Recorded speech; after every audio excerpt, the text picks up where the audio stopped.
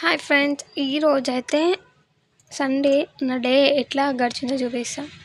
50 rupees పెట్టుకొని మసాలా దోశ తెప్పించుకున్నా. కానీ దాంట్లో అసలు మసాలా లేదు, కారం లేదు, ఏం లేదు, చప్పగా ఉంది. కానీ చట్నీ మాత్రం సూపర్గా ఉంది. తినేసిన ఇక ఆకలి అవుతుందని చెప్పేసి. అండ్ ఆఫ్టర్నూన్ వచ్చేసి వైట్ రైస్ అండ్ బోటి కర్రీ అండ్ చికెన్ కర్రీ రెండు కూడా నేనే చేసిన.